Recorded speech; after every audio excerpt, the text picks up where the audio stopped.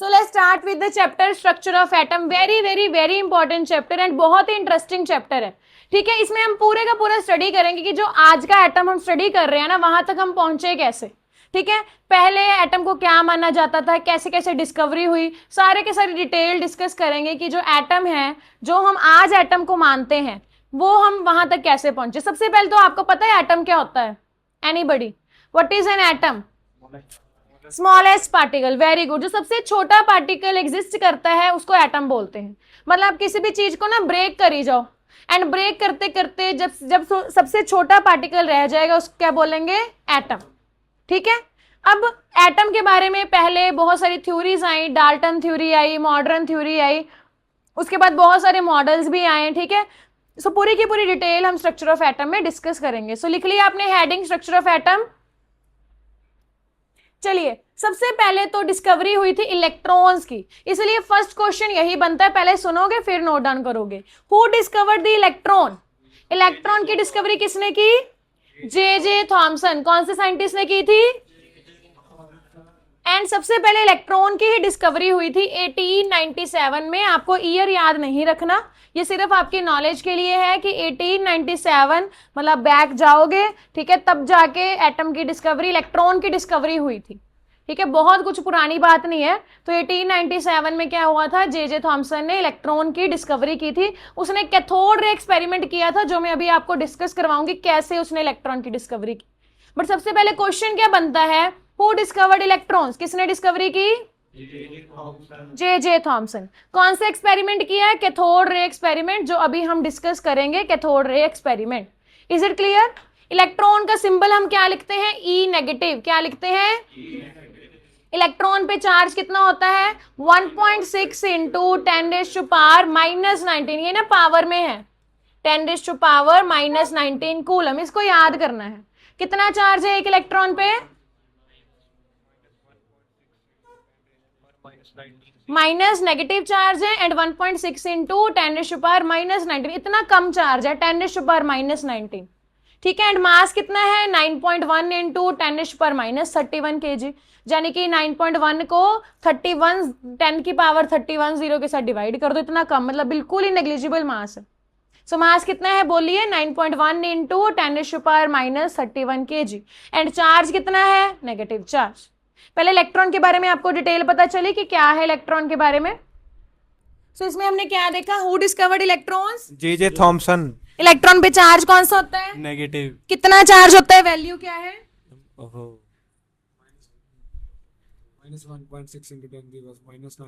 Minus 1.6 into 10⁻⁻⁹ coulomb. What is the mass of electron? 9.109 into 10⁻31 kg। इतना याद करने की जरूरत नहीं है, बस 9.1 इंटू 10⁻31, इतना क्लियर है। अभी हम डिस्कस करते हैं उसने कैथोड रे एक्सपेरिमेंट किया क्या था। वैसे तो डिस्कवरी के बेसिस पे ना बहुत ही कम क्वेश्चन आते हैं, बट आपको एक बार क्लियर होना चाहिए कैसे इलेक्ट्रॉन की डिस्कवरी हुई। ठीक है, सो यहाँ पर इलेक्ट्रॉन की डिस्कवरी के लिए उसने किया था कैथोड रे एक्सपेरिमेंट। ध्यान से पहले समझोगे कैथोड रे एक्सपेरिमेंट में क्या है। एक ना ट्यूब ली उसने, ध्यान से समझना। This is a tube he has taken, इसको बोलते हैं डिस्चार्ज ट्यूब। कौन सी ट्यूब बोलते हैं? ये ग्लास की बनी हुई ट्यूब है, मतलब कांच की बनी हुई ट्यूब है। सो ध्यान से सारे बोर्ड की तरफ देखेंगे। यहाँ पर साइड पे ना दो रॉड्स लगाई हुई हैं। रॉड्स मतलब जैसे आयरन की रॉड देखी है सबने, वैसे ही यहाँ पर कार्बन की बनी हुई या कोई भी इनर्ट एलिमेंट की बनी हुई रॉड्स लगाई हुई हैं। एक रॉड को उसने कनेक्ट कर दिया नेगेटिव के साथ एंड एक किसको कर दिया? पॉजिटिव ऑफ बैटरी के साथ। ठीक है, बैटरी के 2 टर्मिनल्स होते हैं, नेगेटिव एंड पॉजिटिव। नेगेटिव वाली को बोलते हैं कैथोड एंड पॉजिटिव वाली को क्या बोलते हैं? एनोड। नीचे उसने वैक्यूम पंप लगा दिया प्रेशर मेंटेन करने के लिए। ठीक है, उसने देखा कि जब यहाँ पर, ठीक है, सर्किट को मतलब कंप्लीट किया तो एक ना रेस थी जो ऑब्जर्व हुई कैथोड से एनोड की तरफ जा रही थी। कहां से कहां की तरफ जा रही थी? यानी कि नेगेटिव टू पॉजिटिव जा रही थी। नेगेटिव टू पॉजिटिव कोई चीज तब जाएगी ना जब उस पर कौन सा चार्ज होगा? नेगेटिव, क्योंकि ऑपोजिट अट्रैक्ट। अगर कोई चीज पॉजिटिव की तरफ जा रही है वो इसीलिए जा रही है क्योंकि उस पे खुद कौन सा चार्ज है? नेगेटिव। तो जो चीज नेगेटिव उसकी तरफ जा रही है उसने डिस्कवरी की कि वो क्या है? They are beam of electron, यानी कि इलेक्ट्रॉन भागे भागे एनोड की तरफ जा रहे हैं। दोबारा समझिए क्या है, इसको रीड करेंगे। The electron was discovered by J Thomson, पता चल गया इतना, through cathode ray tube experiment. कौन सा एक्सपेरिमेंट था? कैथोड रे ट्यूब एक्सपेरिमेंट, मतलब कैथोड रे एक्सपेरिमेंट, ठीक है। So a high vacuum glass tube with two electrode at its end, क्या क्या लिया था उसने? एक ग्लास ट्यूब ली थी, दोनों साइड पे क्या लगी थी? 2 इलेक्ट्रोड्स। इतना क्लियर है? ठीक है। ऑब्जर्वेशन क्या थी? When high voltage is applied a beam is produce from cathode. उसने बहुत हाई वोल्टेज अप्लाई की तो एक बीम थी, कहां से प्रोड्यूस हुई? इधर वाली साइड से, कैथोड से। कहां से प्रोड्यूस हुई है वो? कैथोड से। इतना समझ में आ गया? This beam travels in straight line, वो सीधी सीधी जा रही है, स्ट्रेट लाइन में जा रही है, and strike the fluorescent screen producing glow. यहां पर ना हमने एनोड पे एक फ्लोरोसेंट स्क्रीन लगा दी। फ्लोरोसेंट स्क्रीन मतलब एक स्क्रीन है जिसके ऊपर अगर कोई चीज टकराएगी तो वो ग्लो करेगा, सो दैट हमें पता चले कि उधर से कुछ आ रहा है। हमने यहाँ पर स्क्रीन लगा दी है एक एनोड पे, जब उधर से कुछ आया, इलेक्ट्रॉन आए, तो ये ग्लो करना स्टार्ट कर गया, ठीक है। द बीम शोज, अब ये जो बीम है, बीम मतलब कैथोड से जो निकली है बीम, वो उधर की तरफ जा रही है। कौन कौन सी प्रॉपर्टी शो करती है? ठीक है, सो यहाँ पर है हमारे पास properties. They travel in straight line, एक तो सीधी सीधी जा रही है, बिल्कुल लड़खड़ा नहीं रही, बिल्कुल सीधा रास्ता जब फॉलो करी। कॉज फ्लोरोसेंस, यानी कि अगर टकरा रही हैं उधर स्क्रीन पे तो शाइन कर रही हैं। Deflected by electric and magnetic field, यानी कि अगर यहां पर मैं इलेक्ट्रिक या मैग्नेटिक फील्ड लगा दूं, ऊपर मैंने फील्ड लगा दिया, यानी कि ऊपर नेगेटिव नीचे पॉजिटिव, किधर तरफ डिफ्लेक्ट हो जाएंगी ये रेस? पॉजिटिव की तरफ या नेगेटिव की तरफ?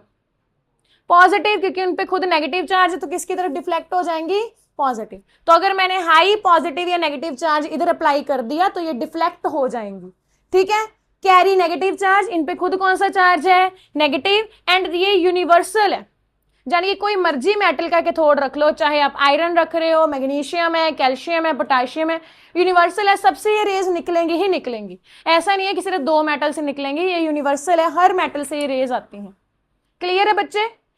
सो कंक्लूजन क्या है इन ऑब्जर्वेशन से? जे थॉमसन ने ये बताया कि कैथोड रेज क्या है? Streams of negatively charge particle, जिसको क्या बोलते हैं? इलेक्ट्रॉन्स। सो जे थॉमसन ने क्या बताया कि ये जो स्ट्रीम ऑफ जा रही है, ये किसकी बनी हुई है? इलेक्ट्रॉन्स की। किसकी बनी हुई है? इतना क्लियर है, ठीक है। उसके बाद सिग्निफिकेंस क्या है? उसने क्या प्रूव किया?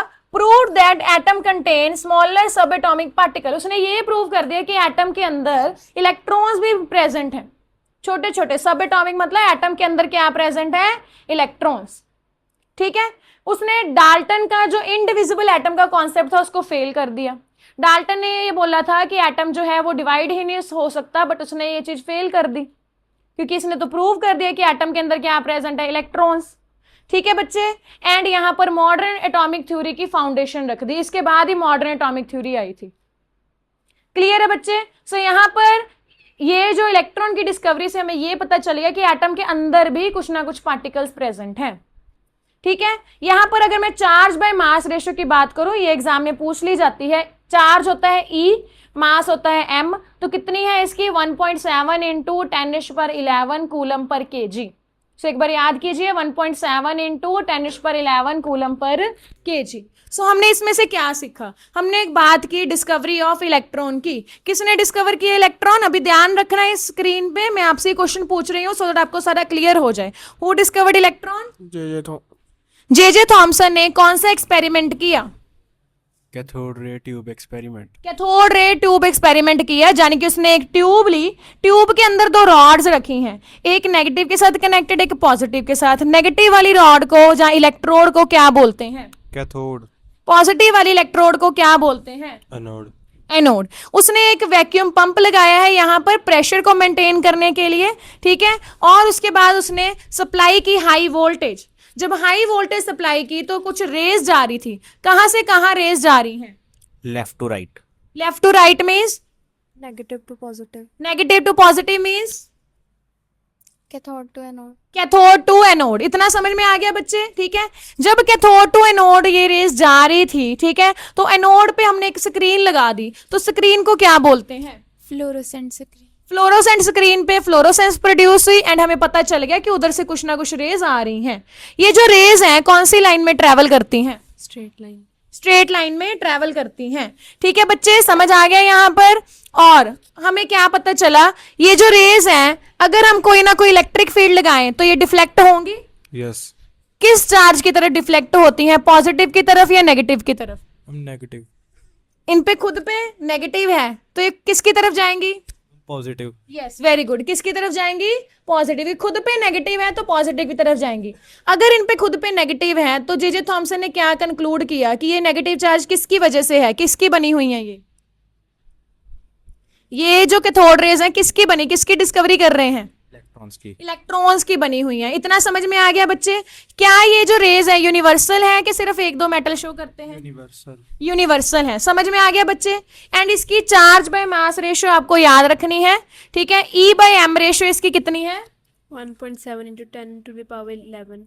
1.7 इंटू 10⁻11 कूलम पर केजी। ठीक है, इतने इसकी चार्ज बाय मास रेशियो है। इससे क्या पता चला कि एटम के अंदर कुछ ना कुछ सब एटॉमिक पार्टिकल्स प्रेजेंट है। ठीक है, डाल्टन की थ्योरी को इसने फेल किया या नहीं? Yes. कौन सी थ्योरी की फाउंडेशन रखी? Modern atomic theory. इतना क्लियर है बच्चे सारा? इलेक्ट्रॉन की डिस्कवरी किसने की, एक बार रिपीट करते हैं। चार्ज बाय मास रेशियो कितनी है इलेक्ट्रॉन्स की? 11 कूलम पर केजी। ठीक है, ये जो एक्सपेरिमेंट है इसको कौन सा एक्सपेरिमेंट बोलते हैं? कैथोड रे कहां से कहां जा रही हैं? कौन सी लाइन में ट्रेवल करती हैं? डिफ्लेक्ट होंगी। ठीक है बच्चे, समझ आ गया? ये कैथोड रे किसकी बनी हुई है? Electrons. इलेक्ट्रॉन्स की। इतना क्लियर है? सो ये था आपका डिस्कवरी ऑफ इलेक्ट्रॉन्स के बारे में। चलिए, ये हमने बात कर ली डिस्कवरी ऑफ इलेक्ट्रॉन की। एंड सबसे पहले इलेक्ट्रॉन की ही डिस्कवरी हुई थी। उसके बाद किसकी डिस्कवरी हुई? प्रोटॉन की। अब ध्यान से सुनिए, प्रोटॉन की जो डिस्कवरी हुई थी ये की तो रदरफोर्ड ने थी 1917 में। बट ई गोल्डस्टीन ने एक पॉजिटिव रेज डिस्कवर की थी 1886 में। ठीक है, जैसे 1897 में जे थॉमसन ने नेगेटिव रेज डिस्कवर की हैं, वैसे ही ई गोल्डस्टीन ने कौन सी रेज डिस्कवर की थी? Positive raise. सो यहां से थोड़ा सा आइडिया तो मिल गया था कि कोई ना कोई पॉजिटिव स्पीशीज भी प्रेजेंट है। आपने अभी डिस्कवरी ऑफ इलेक्ट्रॉन देखी, तो जो इलेक्ट्रॉन है वो कहां से कहां ट्रेवल कर रहे हैं? Negative to positive. Negative to positive means rod कौन सी है? Cathode to anode. तो अगर मैं पॉजिटिव की बात करूं, यहाँ पॉजिटिव कहां से कहां ट्रेवल करती होती? Anode to cathode. उल्टा रिवर्स कर देंगे, एनोड टू कैथोड। समझ आ गया ना? सो बस इसने यही देखा। ई गोल्डस्टीन ने उधर मतलब कैथोड वाली साइड फ्लोरोसेंट स्क्रीन लगा दी थी एंड जे थॉमसन ने एनोड वाली साइड लगाई थी। तो उल्टी जो रेस थी जा रही थी। ठीक है, ई जे थॉमसन ने इधर वाली रेस देखी, ई गोल्डस्टीन ने इधर वाली देख ली। बात एक ही, एक्सपेरिमेंट सारा सेम है। ठीक है, सो जैसे जे थॉमसन ने नेगेटिव चार्ज की डिस्कवरी की, वैसे ही ई गोल्डस्टीन ने किसके बारे में आइडिया लगा लिया था? पॉजिटिव चार्ज के बारे में। एंड जो नेगेटिव चार्ज वाली रेस थी वो थी कैथोड रेस। पॉजिटिव चार्ज वाली रेस होती है कैनाल रेस। कौन सी रेस होती है? चार्ज जो है प्रोटॉन्स पे भी सेम ही होता है, बस ये पॉजिटिव में है। कितना होता है चार्ज इलेक्ट्रॉन्स पे? Negative, sorry neutral. इलेक्ट्रॉन पे नेगेटिव ही होता है, सही बोल रहे हो। कितना होता है नेगेटिव चार्ज की amount? Amount 1 second 1.6 into 10⁻⁻19 coulomb, but इसमें पॉजिटिव वाला होगा।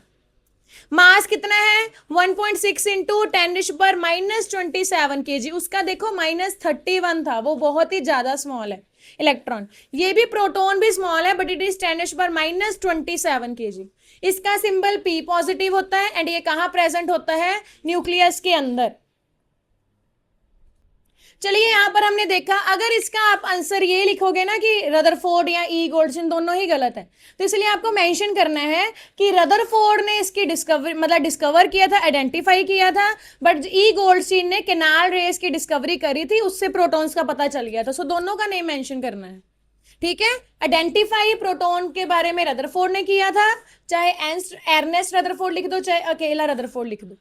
ठीक है। बट गोल्डस्टीन से ने हमें पहले ही बता दिया था कि कुछ पॉजिटिव रेज हैं। पॉजिटिव रेज का और क्या नेम बताया मैंने, केनाल रेज। क्या नेम है, चार्ज कितना है 1.6 इंटू 10⁻⁻19 और मास कितना है, मैंने नेक्स्ट क्लास में ये सुनना है, ठीक है, कि आपको मास या चार्ज याद है कि नहीं, क्योंकि एक बेसिक तो आपको आना चाहिए, ठीक है। चलिए, तो यहाँ पर वही मैंने पॉजिटिव रेज के बारे में डिटेल थोड़ी सी बताई है, तो देख लेते हैं। एक्चुअली में उसने क्या किया, जब कैथोड टू एनोड तो पता चल ही रहा था, तो उसने देख लिया था जे थॉमसन ने, ठीक है, कि कैथोड टू एनोड जो रेज जा रही है वो क्या है, नेगेटिव। अब यहाँ पर रिवर्स देखेंगे, यानी कि अब क्या कर दिया, फिर से वही डिस्चार्ज ट्यूब है, ठीक है। इधर अभी क्या रख दिया, एनोड। एनोड पे कौन सा चार्ज होता है, पॉजिटिव। अब ये देखिए रेज जो है ना पॉजिटिव वाली उधर जाई जा रही है। यहाँ पर कैथोड रखा है, कैथोड के आगे वर्ड क्या लिखा है, परफोरेटेड, मतलब कैथोड के अंदर होल्स किए हुए हैं, ताकि जो ये जो पॉजिटिव चार्ज है ना इसके बीच में से निकल के, पीछे हमने एक स्क्रीन लगाई है, यहाँ पर टकराते हैं और यहाँ पर रेड कलर का ग्लो आता है, ठीक है, समझ में आ गया। अब रिवर्स जा रही हैं रेज, कहां से कहां जा रही हैं, anode to cathode, and cathode के बीच में से निकल रही हैं, क्योंकि परफोरेटेड है, परफोरेटेड मतलब कैथोड के बीच में होल है, तो यहां से इधर जा रही है एंड यहां पर रेड कलर का ग्लो आ रहा है, ठीक है। ये जो रेज, ये कब डिस्कवरी हुई, जब हमने गैस रखी लो प्रेशर पे। जब गैस कौन से प्रेशर पे रखी, मतलब कि गैस को फुल फ्रीडम है मूव करने की। अगर प्रेशर हाई होगा तो गैसेस कम मूव करेंगी, प्रेशर लो है तो गैसेस भाग भाग के मूव करी जा रही है, ठीक है। अब इसकी प्रॉपर्टीज पढ़ो, क्या है यहाँ पर, the existence of positively charge particles was shown by E Goldstein. Positively charge particles के बारे में किसने बताया, ई Goldstein. He repeated the same discharge tube experiment, same experiment जो कैथोड रे एक्सपेरिमेंट था वही सेम इसने सेम ही किया था, बट यहां पर उसने क्या यूज किया, परफोरेटेड कैथोड, यानी कि कैथोड के बीच में होल कर दिए, सो दैट एनोड रेज उसके बीच में से निकल के स्ट्राइक करे एंड वहां पर फ्लोरोसेंट शो हो, ठीक है बच्चे। It was observe that when a high potential difference was applied between the electrodes, not only cathode rays were produced but also a new type of rays, anode rays were also produced। मतलब कह रहे हैं जब इतनी voltage apply की तो सिर्फ cathode rays ही नहीं प्रोड्यूस हो रही थी, और कौन सी रेज प्रोड्यूस हो रही थी, एनोड रेज भी प्रोड्यूस हो रही थी, ठीक है बच्चे। एंड एनोड रेज जो है वो यहाँ पर ये होल से निकल के इधर स्ट्राइक कर जाएंगी, इसीलिए इसको बोलते हैं कैनाल रेज। क्या बोलते हैं, समझ में आ गया। इसकी प्रॉपर्टीज भी ऑलमोस्ट सेम है, उसमें से कोई क्वेश्चन ज्यादा आता नहीं है, ठीक है। अब ये पॉजिटिव रेज बनी कहां से है, एक्चुअली में हमने यहां पर रखी है कोई ना कोई गैस। क्या रखी है, गैस रखी, जैसे मैंने हाइड्रोजन गैस रख दी, ठीक है। अब हाइड्रोजन का यहां पर एटम है, इसके अंदर अगर हाइड्रोजन गैस है तो एटम के सेंटर में क्या होता है, न्यूक्लियस। क्या होता है, ठीक है बच्चे, एटम के सेंटर में न्यूक्लियस है, आसपास कौन ट्रेवल करते हैं, इलेक्ट्रॉन। हाइड्रोजन का एटॉमिक नंबर, एंड यहां पर कितने इलेक्ट्रॉन है, 1 इलेक्ट्रॉन। एक्चुअली में जब कैथोड रेज आ रही थी ना, कैथोड रेज किसकी बनी हुई है, इलेक्ट्रॉन। कैथोड रेज किसकी बनी हुई है, जब हम वोल्टेज अप्लाई करते हैं तो इलेक्ट्रॉन बड़ी ही तेजी से मूव करते हैं, इलेक्ट्रॉन की स्पीड बहुत ज्यादा है, तो वो तेजी से मूव करते हैं ना, जब इधर से आते हैं तो ये इसके वाला इलेक्ट्रॉन बाहर निकाल के ले जाते हैं। एटम आए, इलेक्ट्रॉन आए तेजी से, वो हाइड्रोजन का इलेक्ट्रॉन उसके अपने साथ ही ले गए, भगा के ले गए। अब हाइड्रोजन के अंदर सिर्फ क्या रह गया, न्यूक्लियस, ठीक है, मतलब पॉजिटिव चार्ज रह गया। जब हाइड्रोजन की नेगेटिविटी बाहर चलेगी तो क्या रहेगी, सिर्फ पॉजिटिविटी। तो वो जो पॉजिटिविटी बनी है वही एनोड रेज है। पता चला एनोड रेज कैसे बनी। कैथोड रेज किसकी बनी थी, इलेक्ट्रॉन की स्पीड क्या है, वेरी फास्ट, ठीक है। जो इलेक्ट्रॉन है वो कैथोड की नोड जाई जा रहे थे, यहां पर गैस थी, हाइड्रोजन का एटम, हाइड्रोजन के पास एक इलेक्ट्रॉन था, ये कौन ले गया इलेक्ट्रॉन, कौन ले गया इलेक्ट्रॉन, इलेक्ट्रॉन ही ले गए, फास्ट मूविंग इलेक्ट्रॉन उसको भगा के ले गए। जब चला गया तो हाइड्रोजन के पास सिर्फ क्या रह गया, अभी पॉजिटिव चार्ज यानी कि न्यूक्लियस रह गया, ठीक है। सो हाइड्रोजन में सिर्फ न्यूक्लियस यानी कि प्रोटॉन्स ही रह चुके हैं, तो वही पॉजिटिव चार्ज है जो एनोड रेज या कैनाल रेज बना रही हैं, ठीक है बच्चे। सो यहाँ पर देखिए the gas atoms get ionized by collision with the fast moving electrons. जो गैस के एटम है उनकी आयोनाइजेशन हो चुकी है, यानी कि उनके उन पे पॉजिटिव चार्ज आ चुका है। कैसे आया? जब फास्ट मूविंग इलेक्ट्रॉन स्ट्राइक किए, एंड इसकी वजह से पॉजिटिव चार्ज प्रोड्यूस हुआ। समझ में आ गया? तो आज हमने क्या स्टडी किया है अभी तक, कि हमने देखा कि इलेक्ट्रॉन की डिस्कवरी किसने की? प्रोटॉन की discovery Rutherford and E Goldstein. Rutherford ने आइडेंटिफाई किए थे, ई गोल्डस्टीन ने एक्सपेरिमेंट किया था। रदरफोर्ड का एक्सपेरिमेंट बाद में देखेंगे। गोल्डस्टीन एंड जे थॉमसन का एक्सपेरिमेंट सेम ही है, एक ट्यूब है, एक कैथोड है, एक एनोड है। थॉमसन ने देखा कि रेज जो है कैथोड टू एनोड जा रही है, गोल्डस्टीन ने क्या देखा? रेज क्या है? एनोड टू कैथोड जाई जा रही है, यानी कि रिवर्स। थॉमसन ने देखा कि नेगेटिव चार्ज वाली रेज है, ई गोल्डस्टीन ने देखा कौन सी रेज है? पॉजिटिव वाली। नेगेटिव एंड पॉजिटिव दोनों पे चार्ज सेम है, 1.6 इंटू 10⁻⁻19 कूलम। इलेक्ट्रॉन पे चार्ज है 9.1 इंटू 10⁻31। प्रोटॉन पे चार्ज है 1.6 इंटू 10⁻27। बाकी सारी बातें इनमें सेम ही है। ठीक है, इस चैप्टर को थोड़ा ना इस तरीके से ही करना पड़ेगा, क्योंकि अगर हम सिंगल सिंगल चीज लिखने बैठ गए, ठीक है, फिर इस चैप्टर को 2 मंथ्स लग जाएंगे, एंड इतना टाइम हमारे पास अभी है नहीं, क्योंकि हम रिवीजन कर रहे हैं। इसलिए हमें मेन सारा याद करना है क्लास के अंदर ही। जितने क्वेश्चन करा रही हूँ आपको नेक्स्ट डे आने चाहिए, सिर्फ क्वेश्चंस, बेसिक बेसिक बातें सबको याद होनी चाहिए। पूरी डिटेल जो है, इतना एक एक बात लिखने की जरूरत नहीं है। ठीक है, बाकी आप स्क्रीनशॉट लेके इसके नोट्स बना सकते हो। तो चलिए next question, which have constant charge to mass ratio, cathode rays और एनोड रेज। अभी हम 2 रेज की बात कर चुके हैं, cathode rays and anode rays. ठीक है, हमने देखा है कैथोड रेज जो है उन पे कौन सा चार्ज होता है? यस, कौन सा चार्ज होता है कैथोड रेज पे? नेगेटिव। एनोड रेज पे कौन सा चार्ज होता है? पॉजिटिव। कैथोड रेज बच्चे किसकी बनी होती हैं?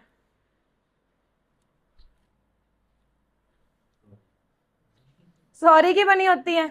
कैथोड रेज किसकी बनी होती है? इलेक्ट्रॉन्स की। किसकी बनी होती है? जो पॉजिटिव रेज है, एनोड रेज है, वो किसकी बनी होती है? प्रोटॉन्स की। इतना पता है ना आपको? तो अब इससे पूछा गया है कि दोनों में से किसकी charge to mass ratio constant है। तो किसमें कांस्टेंट होगी? कैथोड रेज में। सो इसका आंसर क्या आएगा? Cathode rays. क्यों? अभी आपने बताया कि कैथोड रेज किसकी बनी हुई है? इलेक्ट्रॉन की। एंड एनोड रेज किसकी बनी हुई है? पॉजिटिव चार्ज की। जो पॉजिटिव चार्ज है वो तो 1 पॉजिटिव भी हो सकता है, 2 पॉजिटिव भी, 3 पॉजिटिव भी। क्योंकि पॉजिटिव चार्ज बनता कैसे है? जब एटम है, एटम के इलेक्ट्रॉन है, ठीक है, एक कैथोड रेज वाले इलेक्ट्रॉन ऐसे भागे भागे आते हैं, फास्ट मूविंग, इस इलेक्ट्रॉन को ले जाते हैं। जब ये वाला इलेक्ट्रॉन चला गया तो सिर्फ क्या बच जाएगा? Positive charge. जो एटम का इलेक्ट्रॉन है वो कौन ले जाएगा? कैथोड रेज, क्योंकि कैथोड रेज बहुत ही फास्ट मूविंग है, तो पॉजिटिव चार्ज बच जाएगा। अब जरूरी थोड़ी ना है कि एक ही इलेक्ट्रॉन लेके जाएगा, हो सकता है कि फास्ट मूविंग रेज जो है वो 2 इलेक्ट्रॉन ले जाए, 3 इलेक्ट्रॉन ले जाए। समझ में आ गया? ऐसा मान लीजिए कि बहुत तेज हवा चल रही है, तो अगर बहुत तेज हवा चल रही है तो आपके हाथ में 4 पेन है, तो हो सकता है कि हवा 1 पेन उड़ा के ले जाए, 2 ले जाए, 3 ले जाए और आपको भी ले जाए। ठीक है ना? सो यहाँ पर पॉजिटिव चार्ज वेरी करता है कि अगर तो 1 इलेक्ट्रॉन गया तो 1 पॉजिटिव, 2 गए 2 पॉजिटिव, 3 गए 3 positive, and so on. Clear है? क्योंकि पॉजिटिव चार्ज जो है वो वेरी करता है, इसलिए जो एनोड रेज है उनकी charge to mass ratio constant नहीं होती, क्योंकि चार्ज ही वेरी कर गया। सबका ध्यान प्लीज बोर्ड की तरफ हो। चार्ज वेरी कर गया, चार्ज +1 हो सकता है, +2 हो सकता है, +3 हो सकता है, बट जो इलेक्ट्रॉन है वो फंडामेंटल पार्टिकल है। चाहे कोई भी सब्सटेंस है, इलेक्ट्रॉन तो होगा ही उसमें, तो इलेक्ट्रॉन जो हमेशा ही सेम रहते हैं, चाहे कोई भी मेटल है, कुछ भी है। इसलिए कैथोड रेज यानी कि इलेक्ट्रॉन्स की charge to mass ratio constant रहती है, एनोड रेज की नहीं रहती। सो रीड कीजिए, cathode rays have a constant E/m ratio. E/m मतलब होता है charge by mass. E means charge, m means mass, because they consist of electrons which are identical irrespective of gas or electrode material used. So electron तो हमेशा constant ही रहते हैं, हर atom में same ही होंगे। हो सकता है इलेक्ट्रॉन 2 हो, 3 हो, उससे फर्क नहीं पड़ता, बट इलेक्ट्रॉन तो इलेक्ट्रॉन है। ठीक है बच्चे, इसलिए चार्ज बाय मास रेशियो किसकी कांस्टेंट रहती है? कैथोड रेज की। डायरेक्ट आपको ये क्वेश्चन एग्जाम में देखने को मिलता है। सो इस क्वेश्चन के आगे वेरी वेरी इंपॉर्टेंट लिख लेना। अभी तक हमने 3 क्वेश्चन किए हैं, ये तीसरा क्वेश्चन है, this is very very important. जिस बच्चे को सिर्फ पास होना है तो जिस क्वेश्चंस पे मैं वेरी वेरी इंपॉर्टेंट लिखवाऊंगी, अगर ओनली पेपर के पहले वो भी रिवाइज कर जाओगे तो भी आपके मार्क्स जो है अच्छे आ सकते हैं। ठीक है, चलिए आगे बढ़ते हैं। ये समझ में आ गया? चलिए एक बार पूछ लेते हैं, किसकी charge by mass ratio constant है? क्यों? Because they consist of electrons. Electrons. Electrons जो है वो हर एटम में सेम होते हैं, चाहे इतना ही लिख दो, इरिस्पेक्टिव ऑफ गैस, मतलब चाहे जौन सी मर्जी गैस यूज कर रहे हो, इलेक्ट्रोड यूज कर रहे हो, फर्क नहीं पड़ता। अभी चलिए इलेक्ट्रॉन एंड प्रोटॉन की बात कर ली, अब किसकी बात कर लेते हैं? न्यूट्रॉन की। आपको पता है ना एटम के अंदर 3 सब एटॉमिक पार्टिकल्स हैं, electron, protons and neutrons. Electron की बात कर ली, प्रोटॉन की बात कर ली। अब नेक्स्ट क्वेश्चन आ गया, हु डिस्कवर्ड न्यूट्रॉन्स? किसने डिस्कवरी की न्यूट्रॉन्स की? James Chadwick. किसने डिस्कवरी की? ये देखिए कितनी देर बाद डिस्कवर हुए, 1932 में हुए हैं। उनकी डिस्कवरी 1897 एंड 1882 में हो गई थी। 1932 में जाके न्यूट्रॉन के बारे में पता चला था। इसका सिंबल ओनली N0 लिखा हुआ है, ये जहां ओनली आप N लिख सकते हो। चार्ज न्यूट्रॉन्स पे कितना होता है? 0। मास जितना प्रोटॉन का है इतना ही है। प्रोटॉन का कितना था? 1.67 इंटू 10⁻⁻27। एंड कहाँ प्रेजेंट होते हैं? न्यूक्लियस के अंदर। एटम के अंदर सेंटर में न्यूक्लियस होता है, न्यूक्लियस में होते हैं प्रोटॉन प्लस न्यूट्रॉन। उसके आसपास कौन रिवॉल्व करता है? इलेक्ट्रॉन। कौन रिवॉल्व करता है? ये साइड पे ना मैंने एटम की ही स्ट्रक्चर्स बनाई हुई है, यहाँ पर साइड पे डेकोरेशन में भी। ये देखिए सेंटर में न्यूक्लियस है, आसपास कौन रिवॉल्व कर रहा है? इलेक्ट्रॉन्स।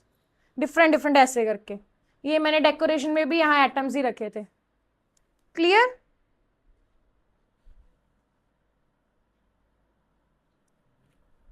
चलिए अब हमने इलेक्ट्रॉन प्रोटॉन की डिस्कवरी के बारे में मैंने आपको बता दिया था। अब न्यूट्रॉन की डिस्कवरी के बारे में देख लेते हैं। ध्यान से समझ लीजिए कैसे हुई थी डिस्कवरी। चैडविक ने की थी डिस्कवरी। उसने क्या किया था? ध्यान से रीड कीजिए। He smashed alpha particles into beryllium. Beryllium metal पे कौन से पार्टिकल स्ट्राइक करवाए थे? Alpha particle. ये देखिए एक पोलोनियम सोर्स है, पोलोनियम भी एक मेटल है। मेटल से क्या निकल रहे हैं? Alpha particles. क्या आ रहे हैं? ये देखिए अल्फा पार्टिकल्स आ रहे हैं, ये यहाँ बेरिलियम के ऊपर स्ट्राइक कर रहे हैं। जब बेरिलियम के ऊपर अल्फा पार्टिकल उसने स्ट्राइक करवाए, अ रेयर मेटालिक एलिमेंट जो बेरिलियम है, and allowed the radiation that was release to his it another target paraffin wax. The experiment results showed a collision with beryllium atoms and would release a massive neutral particles. अब देखिए यहाँ पर क्या हुआ, ये जो polonium था, यहां से रेज आ रही है अल्फा पार्टिकल्स। क्या आ रही है? ये जो अल्फा पार्टिकल्स हैं, इन्होंने बेरिलियम के ऊपर स्ट्राइक करवाए। जब बेरिलियम के ऊपर स्ट्राइक हुए तो यहाँ पर बेरिलियम से यहाँ पर एक न्यूट्रल रेज निकली। ये जो न्यूट्रल रेज निकली है, ये किसकी बनी हुई है? न्यूट्रॉन्स की। किसकी बनी हुई है? आपको बस इतना याद रखना है, किसने डिस्कवरी की? चैडविक। चैडविक ने क्या किया? पोलोनियम सोर्स से, मतलब एक सोर्स था, वहां से अल्फा रेज आई हैं। अल्फा रेज बेरिलियम के ऊपर स्ट्राइक करवाई है। उसके बाद जब बेरिलियम से स्ट्राइक करवाने के बाद जो रेज निकली हैं वो न्यूट्रॉन्स की बनी हुई हैं। एंड न्यूट्रॉन्स क्या होते हैं? Neutral particles. क्या होते हैं? तो इससे डिस्कवरी हुई न्यूट्रॉन्स। जैसे कि देखिए कि एटम के सेंटर में यहाँ पर न्यूक्लियस है, ये ऐसा मान लीजिए कि रेड वाले प्रोटॉन्स हैं, ठीक है, एंड ग्रीन वाले क्या है? न्यूट्रॉन्स। एंड जो साइड पे जो इसके रिवॉल्व कर रहे हैं वो क्या होते हैं? इलेक्ट्रॉन्स। ऐसे 3D स्ट्रक्चर में रिवॉल्व करते हैं। ये समझ में आ गया बच्चे? ऐसे एटम होता है। तो अब एटम के बारे में बेसिक पता चल गया। हमने क्या देखा कि एटम के अंदर 3 सब एटॉमिक पार्टिकल्स हैं, ठीक है। कौन कौन से 3 सब एटॉमिक पार्टिकल्स हैं? Protons, electrons and neutrons. मैं आपको व्हाइट बोर्ड पे बता देती हूँ। जो एटम है उसके सेंटर में क्या होता है? न्यूक्लियस। एटम के सेंटर में क्या होता है? न्यूक्लियस। न्यूक्लियस के अंदर कौन कौन से पार्टिकल्स प्रेजेंट हैं? Proton plus neutrons. एंड इसके आसपास जो रिवॉल्व करता है 3D स्ट्रक्चर में, वो क्या रिवॉल्व करता है? इलेक्ट्रॉन्स। क्या रिवॉल्व करते हैं? बेसिक पता चला कि एटम के अंदर क्या प्रेजेंट है। हमने अभी देख लिया कि इलेक्ट्रॉन के बारे में पहले बात कर ली। किसने डिस्कवरी की इसकी? J Thomson. जे थॉमसन का हमने एक्सपेरिमेंट भी स्टडी कर लिया कि उसने कैथोड रेस के बारे में स्टडी की, ठीक है। फिर हमने प्रोटॉन की डिस्कवरी देख ली। किसने डिस्कवरी की प्रोटॉन की? ई गोल्डस्टीन ने इसके बारे में बता दिया था। एंड प्रोटॉन का एक्सपेरिमेंट भी हमने देखा सेम ही है। फिर हमने न्यूट्रॉन्स के बारे में बात की कि न्यूट्रॉन्स जो है जेम्स चैडविक ने डिस्कवरी की है एंड दे आर न्यूट्रल्स। पहले इतना पता चल गया बच्चे इलेक्ट्रॉन प्रोटॉन न्यूट्रॉन के बारे। बेसिक आपको ये याद रखना है कि इलेक्ट्रॉन पे नेगेटिव चार्ज है, प्रोटॉन पे पॉजिटिव चार्ज है, न्यूट्रॉन्स पे कितना चार्ज है? 0। इलेक्ट्रॉन पे कितना नेगेटिव है? 1.6 इंटू 10⁻⁻19 कूलम। प्रोटॉन पे उतना ही पॉजिटिव है 1.6 इंटू 10⁻⁻19 कूलम बट पॉजिटिव में, ठीक है। एंड ये जो न्यूट्रॉन है इस पे चार्ज कितना होता है? 0, ठीक है। अगर बाय चांस आपको मास याद रखना पड़े तो मास कितना होता है इलेक्ट्रॉन का? 9.1 into 10⁻31 kg। Proton and neutron का मास सेम होता है इंटू 10⁻⁻27 kg, इसका भी सेम है 1.6 इंटू 10⁻⁻27 kg। जो इलेक्ट्रॉन की डिस्कवरी थी किसने की थी? J Thomson. प्रोटॉन की डिस्कवरी किसने की? ई गोल्डस्टीन एंड रदरफोर्ड ने इसके बारे में आइडेंटिफिकेशन की थी। न्यूट्रॉन की डिस्कवरी किसने की?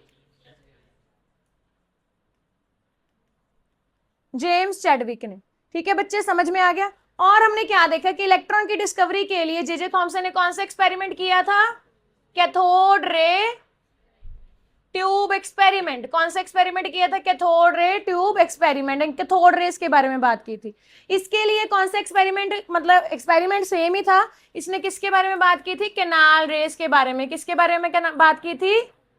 कैनाल रेस या एनोड रेस, ठीक है बच्चे। इसने किसके बारे में बात की कि बेरिलियम फॉइल के ऊपर अल्फा पार्टिकल स्ट्राइक कराए, ठीक है। ये बेरिलियम है, बेरिलियम के ऊपर कौन सी चीज स्ट्राइक हो रही है? Alpha particle. तो जो बाहर निकलेंगे वो होंगे न्यूट्रॉन्स। इतना क्लियर है बच्चे? सो ये सारा हमने अब तक स्टडी कर लिया है, ठीक है। मैंने आपको इसकी समरी दे दी है कि हमने क्या क्या डिस्कस किया है जो आपको याद रखे। अब इसमें से जो मेजर क्वेश्चन बनता है वो वही है कि चार्ज बाय मास रेशो किसकी कांस्टेंट है? किसकी कांस्टेंट थी? इलेक्ट्रॉन्स की। तो इलेक्ट्रॉन्स के ऊपर हम लिख लेंगे कि इसकी E/m रेशो कांस्टेंट है, ठीक है। समझ में आ गया बच्चे? क्लियर है? चलिए नेक्स्ट क्वेश्चन पे चलते हैं अभी। ओके, अब हमारे पास हमने E/m रेशो के बारे में बात तो कर ली है। सो यहाँ पर हमने इलेक्ट्रॉन प्रोटॉन न्यूट्रॉन की डिस्कवरी के बारे में बात कर ली। अब हम एटम के बारे में देखते हैं। एटम को हम लिखते हैं एक्स लिख दिया उसका सिंबल, सेंटर में लिखते हैं उसका सिंबल, ठीक है। लेफ्ट हैंड साइड में ऊपर एज अ सुपरस्क्रिप्ट लिखते हैं मास नंबर, क्या लिखते हैं? एंड नीचे एज अ सबस्क्रिप्ट लिखते हैं इसका एटॉमिक नंबर, क्या लिखते हैं? ठीक है। मास नंबर क्या होता है? Mass number means atomic mass. It is equal to number of protons plus number of neutrons, ठीक है। अगर आपको आता है 10th क्लास में भी किया होगा आपने, तो मास नंबर यानी कि एटॉमिक मास किसके इक्वल होता है? Number of protons plus number of neutrons. And atomic number किसके इक्वल होता है? Number of protons. समझ में आ गया? So what is the symbol of atomic number? क्या सिंबल है एटॉमिक नंबर का? Z, एटॉमिक नंबर किसके इक्वल होता है? number of electrons. And number of protons. Electrons या प्रोटॉन्स एक ही बात है, ठीक है। अगर न्यूट्रल एटम है तो प्रोटॉन्स एंड इलेक्ट्रॉन्स एक ही बात होती है। Z जो होता है नंबर ऑफ प्रोटॉन्स और equal to number of electrons, एक ही बात है, ठीक है। एक इसका सिंबल है एटॉमिक नंबर का, एटॉमिक नंबर का तो Z है। मास नंबर का, मास नंबर का है। मास नंबर किसके इक्वल होता है? Atomic number plus number of electrons and protons, number of protons plus neutrons. Number of protons plus number of neutrons. समझ में आ गया बच्चे? जैसे कि मान लीजिए कौन सा एलिमेंट आपको आता है? हाइड्रोजन, ठीक है। तो हाइड्रोजन मतलब सिंबल उसका H लिख लिया हमने। हाइड्रोजन का मास कितना है? 1। एटॉमिक नंबर भी कितना है? 1, ठीक है। समझ में आ गया? मास नंबर इसका हाइड्रोजन का 1 है, मतलब A1 है। समझ में आ गया? A1 है, क्योंकि ऊपर वाला ये मास नंबर 1 नहीं है, ये इसका सेम आ गया, फिर आपको दिक्कत आएगी कोई और एलिमेंट जो आपको आता हो। सोडियम, ठीक है। सोडियम जो है, सोडियम का एटॉमिक नंबर कितना है? 11। मास नंबर कितना है? 23। तो सोडियम के लिए जो मास नंबर है A है 23। कितना है? What is a? किसके इक्वल होता है? Proton plus neutron. तो यहाँ पर P प्लस N लिख देंगे। P प्लस N कितना है? 23। कितना है P प्लस N? समझ में आ गया? ठीक है। एंड इसका जो एटॉमिक नंबर है वो है 11। एटॉमिक नंबर क्या है? Z। Z कितना है इसका? 11। Z कितना है, समझ में आ गया बच्चे? Z है क्या यहाँ पर, नंबर ऑफ प्रोटॉन्स, प्रोटॉन कितने हैं 11। अगर मैं प्रोटॉन की वैल्यू यहाँ पर पुट कर दूं 11, तो 11 plus n is equal to 23। n कितना आ जाएगा 12। हमने नंबर ऑफ न्यूट्रॉन्स निकाल लिए, प्रोटॉन्स भी हमें पता चल गए थे, क्योंकि एटम न्यूट्रल है, न्यूट्रल में जितने प्रोटॉन्स होते हैं उतने ही क्या होते हैं इलेक्ट्रॉन, एंड न्यूट्रॉन कितने आ गए यहाँ पर 12। पता चल गया कैसे निकालते हैं? सो आपको ये पता होना चाहिए मास नंबर क्या है, एटॉमिक नंबर क्या है। समझ में आ गया बच्चे? ठीक है, हमें क्या पता चला कि एटम का सिंबल हमने एक्स लिया है, ऊपर लिखते हैं मास नंबर, नीचे लिखते हैं एटॉमिक नंबर। एक बच्चे ने मेरे से पूछा कि हमें कैसे पता चलेगा इसका मास नंबर 23 है, हमें याद करना पड़ेगा। वैसे मैं आपको ट्रिक बता दूंगी कैसे होता है, ठीक है। बट यहाँ पर स्ट्रक्चर ऑफ एटम इतना मास का कोई मैटर नहीं है, इसलिए इसको अगर आप एक ही क्वेश्चन इससे बन सकता है अगर बनेगा तो डोंट वरी अबाउट दैट, ठीक है। इसीलिए आप मेनली आपको पता होना चाहिए मास नंबर का फॉर्मूला क्या है, मास नंबर का सिंबल क्या है, अभी हमने रिवाइज किया। ए फॉर्मूला क्या है, proton plus neutrons. Atomic number का फॉर्मूला Z है, इसका symbol formula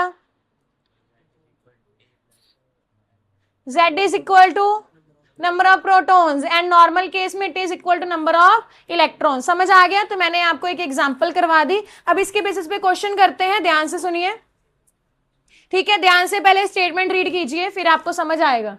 number of electron, proton and neutron in a species is, electron कितने दिए हुए हैं 18, प्रोटॉन कितने दिए हुए हैं 16, न्यूट्रॉन भी कितने दिए हुए हैं 16। कहते हैं इसको सिंबल दो, ठीक है।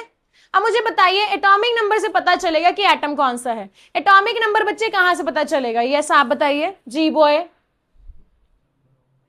नंबर ऑफ प्रोटॉन से, कितना है यहां पर number of protons 16, it means atomic number कितना है 16। एटॉमिक नंबर कितना है, अब फर्स्ट 20 एलिमेंट तो आपको आते ही होंगे, तो 16 किसका एटॉमिक नंबर होता है, सल्फर का। किसका होता है, इट मींस यहां पर सल्फर है 16, इसका एटॉमिक नंबर है। पहले इतना पता चल गया, पता चला या नहीं? अब देखिए यहां पर एटॉमिक नंबर तो पता चल गया, अब हमें मास नंबर निकालना है। मास नंबर का फॉर्मूला हमने क्या स्टडी किया है, यस प्रोटॉन प्लस न्यूट्रॉन। तो प्रोटॉन कितने हैं यहां पर बच्चे, अगर रिस्पॉन्ड करोगे तो फिर ही मैं लिख पाऊंगी। न्यूट्रॉन्स कितने हैं, मास नंबर कितना आ गया, सिंबल क्या होता है मास नंबर का, एटॉमिक नंबर का, तो यहां पर 32 आ गया, तो हमने ऊपर क्या लिख दिया यहाँ पर 32, क्या लिख दिया, इज इट क्लियर? बट यहां पर इलेक्ट्रॉन्स जो हैं वो प्रोटॉन के इक्वल नहीं है, इट मींस ये जो स्पीशीज थी आयोनिक थी। अगर इलेक्ट्रॉन्स ज्यादा है, कितने इलेक्ट्रॉन्स ज्यादा है 2, प्रोटॉन से कितने ज्यादा है, इलेक्ट्रॉन्स पे कौन सा चार्ज होता है नेगेटिव, इट मींस अपनी स्पीशीज पे कौन सा चार्ज है 2 नेगेटिव। अगर इलेक्ट्रॉन और प्रोटॉन इक्वल होते तो हम न्यूट्रल रखते, अगर इलेक्ट्रॉन ज्यादा है तो नेगेटिव चार्ज, जितने भी ज्यादा है क्योंकि इलेक्ट्रॉन्स पे नेगेटिव होता है। समझ आ गया? अगर इलेक्ट्रॉन कम होते तो हम कौन सा चार्ज रखते, पॉजिटिव। सो ऐसे क्वेश्चन जो है आपको बन सकते हैं एग्जाम में एक आधा, तो ये बहुत ही सिंपल है, 10th के बेसिस पे ही है ये। तो अगर आप इसको भी नहीं कर पा रहे then you need to think कि आपको रिवीजन की और भी ज्यादा जरूरत है। नेक्स्ट क्वेश्चन, ये समझ आ गया सबको? Okay, next is isotopes, isobars and isotones. आपने पढ़े हैं ये पहले, आइसोटोप, आइसोबार, आइसोटोन्स? यस, ठीक है। तो यहां पर क्या है, आइसोटोप्स क्या होते हैं, आइसोटोप्स क्या होते हैं, ऐसी स्पीशीज जिनका एटॉमिक नंबर सेम हो बट मास नंबर क्या हो डिफरेंट। जैसे कि कार्बन, कार्बन का एटॉमिक नंबर कितना है 6, तो मैंने नीचे लिखा है, हमने पता है अभी एटॉमिक नंबर नीचे ही लिखते हैं। मास नंबर कार्बन जो है 3 आइसोटोप के हैं, 12, 13 एंड 14, तीनों एग्जिस्ट करते हैं। समझ में आ गया? सो आइसोटोप्स ऐसी स्पीशीज हैं जिनका एटॉमिक नंबर क्या हो सेम बट मास नंबर क्या हो डिफरेंट, मास नंबर क्या हो, वो होते हैं आइसोटोप्स। इतना क्लियर है? ठीक है। इन सब में डिफरेंट क्या है, प्रोटॉन तो सब में ही 6 है क्योंकि इसका एटॉमिक नंबर 666 है, बट जो मास नंबर डिफरेंट होने की वजह से न्यूट्रॉन्स क्या हो जाएंगे डिफरेंट, क्योंकि न्यूट्रॉन्स क्या होते हैं atomic mass number minus atomic number. ये कैसे आया? हमें पता है मास नंबर क्या होता है, proton plus neutron. A is mass number, proton को और क्या लिख सकते हैं, एटॉमिक नंबर प्लस एन। तो एन कितना आ जाएगा, ए माइनस जेड कितना आ जाएगा, ठीक है। सो इनमें 12 माइनस 6 करेंगे तो न्यूट्रॉन्स कितने आ गए, 6। 13 माइनस 6 करेंगे तो 7। 14 माइनस 6 करेंगे तो 8। इनके न्यूट्रॉन सेम नहीं होते। समझ आ गया? पहले डेफिनेशन क्या होते हैं आइसोटोप, जिनका क्या सेम हो, एटॉमिक नंबर, बट क्या सेम ना हो, एटॉमिक मास या मास नंबर सेम ना हो। जब मास नंबर सेम नहीं होता तो और क्या नहीं सेम होता, नंबर ऑफ न्यूट्रॉन्स। प्रोटॉन तो सेम ही होते हैं। आइसोटोप्स क्लियर है? अब देखते हैं आइसोबार्स। इनका क्या है, मास नंबर सेम है, रिवर्स कर दो, उसमें मास नंबर डिफरेंट था, इसका मास नंबर सेम है, बट डिफरेंट क्या है, एटॉमिक नंबर। जैसे कि आर्गन एंड पोटाशियम, दोनों का मास कितना है, 40, बट आर्गन का एटॉमिक नंबर 18, पोटाशियम का एटॉमिक नंबर कितना है, 19। समझ में आ गया बच्चे? ठीक है। सो यहाँ पर एटॉमिक नंबर इसका 18, इसका कितना है, 19, मास नंबर 40 एंड 40 है। क्लियर है? अब इसका मास सेम है, एटॉमिक नंबर डिफरेंट है। क्लियर है बच्चे? नेक्स्ट देखते हैं आइसोटोन्स। आइसोटोन्स क्या होते हैं, जिनके न्यूट्रॉन सेम हो। न्यूट्रॉन मैंने अभी बताया कैसे आते हैं, atomic mass minus atomic number.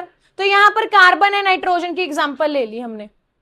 सो 13 माइनस 6 करेंगे, न्यूट्रॉन कितने आ गए, 7। 14 माइनस 7 करेंगे, न्यूट्रॉन कितने आ गए, 7। तो हमने 3 स्पीशीज देखी। तीनों स्पीशीज में हमने देखा कि अगर तो एटॉमिक मास सेम है तो उसको क्या बोलेंगे, Isobars.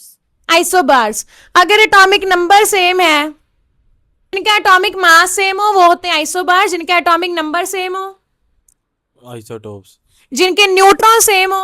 आइसोटोन्स, न्यूट्रॉन्स कैसे निकालते हैं, कौन सी दो चीजों को माइनस करें, A minus Z. A minus Z. What is a, mass number, what is Z. Atomic. इतना समझ में आ गया बच्चे? तीनों स्पीशीज। आर्गन एंड पोटाशियम किसकी एग्जांपल है, आइसोबार्स, ठीक है। कार्बन कार्बन कार्बन, अगर 3 एटम सेम हो, किसकी एग्जांपल है, isotopes, and number of neutron किस में सेम आएंगे, नंबर ऑफ आइसोटोन्स। आइसोटोन्स यानी कि carbon and nitrogen. Thank you so much for the class. कल हम डिस्कस करेंगे एटॉमिक मॉडल सारे के सारे। So thank you so much.